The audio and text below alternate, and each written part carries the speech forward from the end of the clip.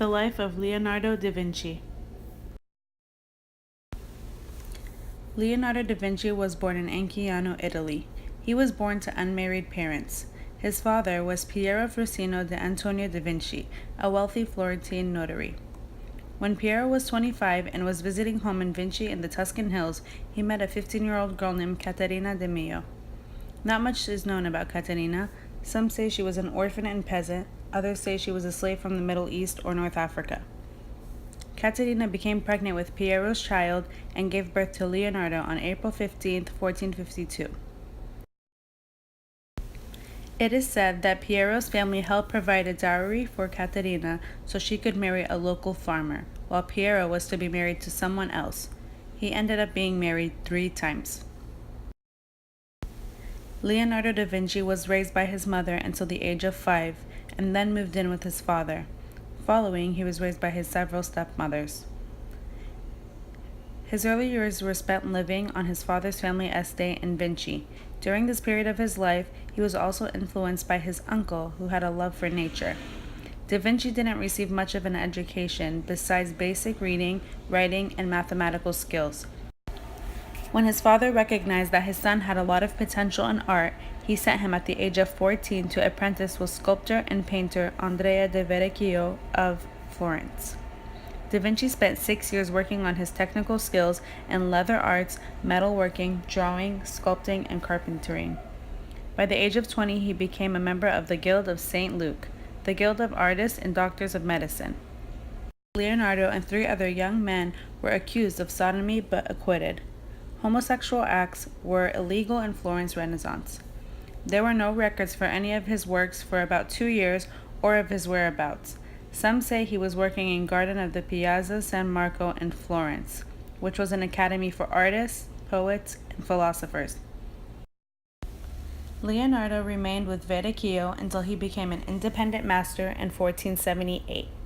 Around that time, he took on his first commissioned work, the Adoration of the Magi, for Florence's San Donato.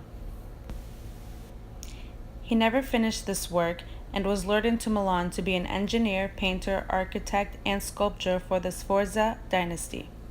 For 12 years, Leonardo planned a bronze equestrian statue to honor the founder of the dynasty, Francisco Sforza. He produced a clay model which was never finished due to the invasion of French soldiers that took place in Milan in 1499, and the clay model he made was destroyed. It would have been the largest equestrian statue in the world. Da Vinci had a bad reputation for all of his unfinished art. Now I'm going to be talking about Da Vinci's most famous painting, the Mona Lisa. We've all seen it, but what is the true meaning behind the Mona Lisa? Well, it turns out no one really knows why Da Vinci painted her or what the meaning behind her really was. Some believe that it was a portrait of Da Vinci in the form of a woman, but many believe it was a portrait of Lisa del Giocondo, the wife of Francisco del Giocondo, a wealthy silk merchant, and it was to be put in their home to celebrate the birth of their second child. But it is said the painting was never put up because Da Vinci never delivered the painting to them. After the painting was finished, Da Vinci would still add more and more details to the painting for it to appear perfect. Something that really caught people's eyes was the Mona Lisa's smile.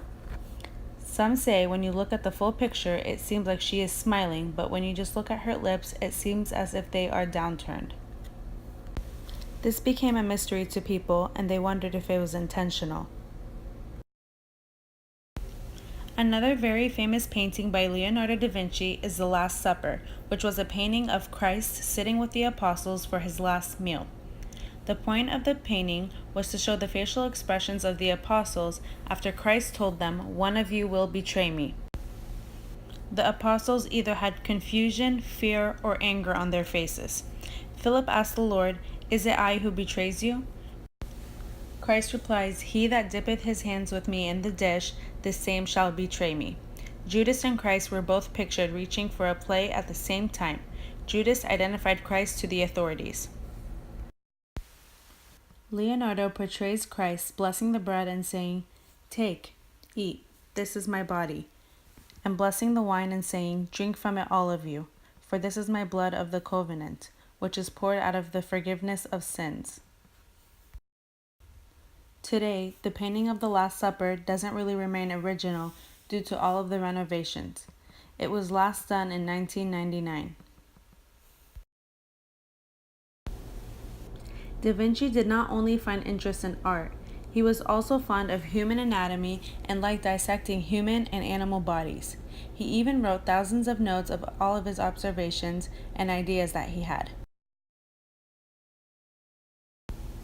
In 1516, Da Vinci left Italy for good, when French ruler Francis I offered him the title of premier painter and engineer and architect to the king. This gave Da Vinci the opportunity to work at his own pace while living in the Château de Clous, near Amboise in France. Da Vinci was said to have been very unhappy in his last years. He died in 1519 and was said to have had a stroke and supposedly died in the arms of the king. It is said that they were very close. Da Vinci was, and still to this day, a true legend and really made a big impact in the world of art. He was an absolute genius and deserves all the recognition and more.